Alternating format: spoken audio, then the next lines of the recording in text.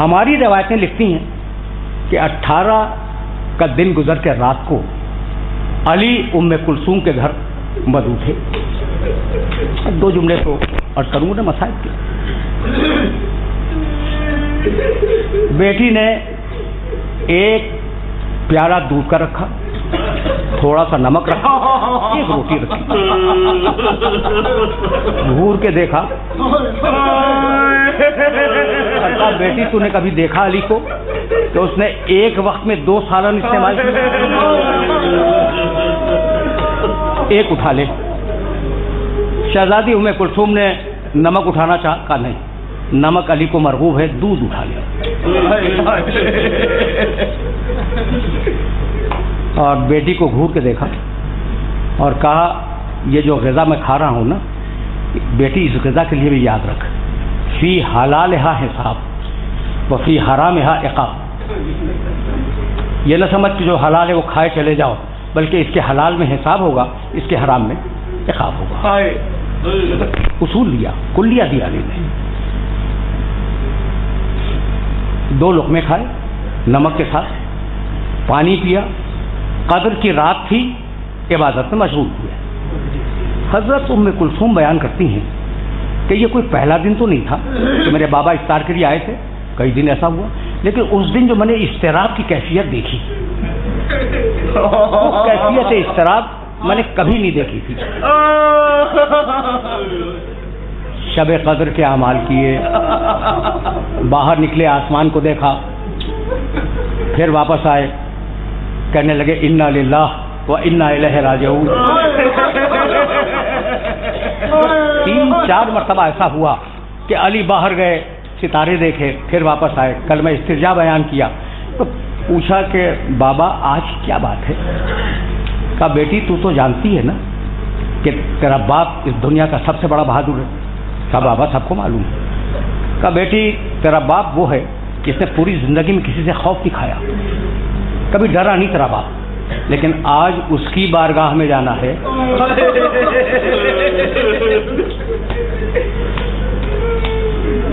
2 جملے سنو, آرام سے سن لو, اس لیے کہ واقعات ان تفصیلوں کے ساتھ بیان نہیں ہوتے. آج اس کی بارگاہ میں جانا ہے جو مالک الملک ہے, جو قادر مطلق ہے, جو خالق کل ہے. تو بیٹی خوف اس کا ہے. یہ کہہ کے علی نے کہا بیٹی یہ تلواروں کی جھنکاروں کی آواز کیسی؟ آوازیں آ رہی تھیں گھر کے باہر سے, تلواروں کی جھنکاروں کی. علی خود آئے, دروازہ کھولا, دیکھا کہ حذیفہ یمانی 40 جوانوں کے ساتھ ننگی تلواریں علم کیے ہوئے علی کے گھر کا پہرا دے رہے ہیں. کہا حذیفہ یہ آخر بات کیا ہے؟ یہ تم یہاں پر کیوں ہو؟ حذیفہ رونے لگے. کہا مولا رمضان کے 18 دن گزر گئے اور آپ روزانہ فرماتے ہیں کہ اس مہینے میں علی اس دنیا سے چلا جائے گا, تو یہ کیسے ممکن ہے کہ ہماری زندگی میں آپ کو کوئی نقصان پہنچے؟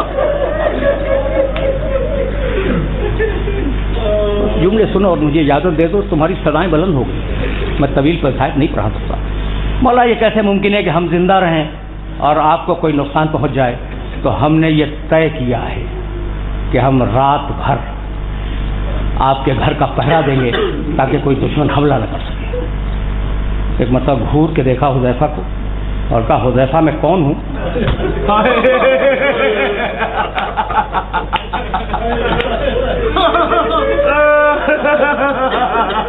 یہ سوال آسان نہیں ہے. تم سوچو کہ علی پوچھ رہے ہیں حذیفہ سے کہ حذیفہ میں کون ہوں. کہ خدا کی قسم اس سوال کا جواب آسان. تم سوچو کہ اگر علی تم سے پوچھ لے کہ میں کون ہوں, کیا جواب دو گے؟ حذیفہ کانپنے لگے, منہ سے جواب نہیں نکل رہا. لڑکھڑاتی ہوئی زبان سے جواب دیا کہ مولا آپ میرے امام ہیں. کہا حذیفہ میں تمہیں حکم دیتا ہوں کہ واپس جاؤ, میں تمہیں حکم دیتا ہوں کہ واپس جاؤ. حذیفہ بیان کرتے ہیں کہ حکم امام تھا, میں اپنے جوانوں کے ساتھ واپس تو ہوا لیکن مڑ مڑ کر چہرہ دیکھتا جا رہا تھا کہ کہیں یہ وہی رات نہ ہو.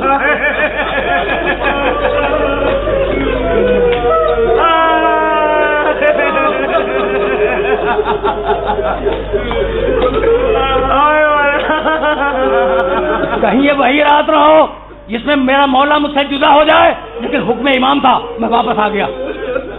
حذیفہ گھر میں داخل ہوئے، بس آخری جملہ سنو اور تقریر اپنے آخری مرحلے میں داخل ہو گئی۔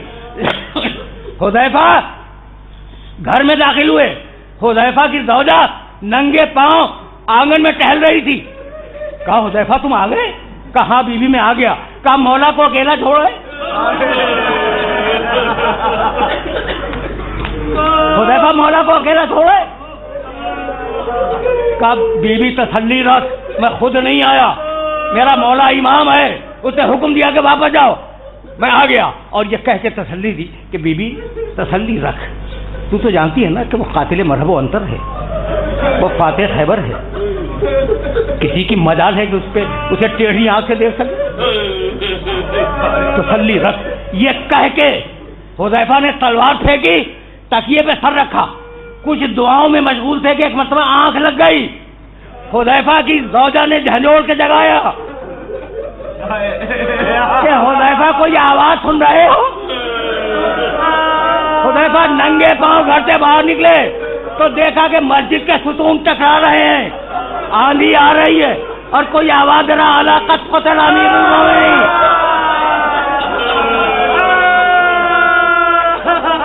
ارے اٹھو علی مارے گئے۔ لوگ دھوک در دھوک جا رہے تھے۔ بس آخری جملہ سنو، مجھے نہیں ملتا کہ جب یہ آواز بلند ہوئی الا قد قتل امیر المومنین تو شہزادیوں کا عالم کیا ہوا، لیکن اتنا ملتا ہے کہ دروازے تک آ گئی تھی۔ زینب بھی دروازے پہ تھی، ام کلثوم بھی دروازے پہ تھی۔ آج بابا کے انتقال کی خبر سن کر دروازے تک آئی ہے، اور کل جب منادی آواز دے گا الا قتل الحسین بے کربلا، الا ذبح الحسین بے کربلا، تو یہ بیوی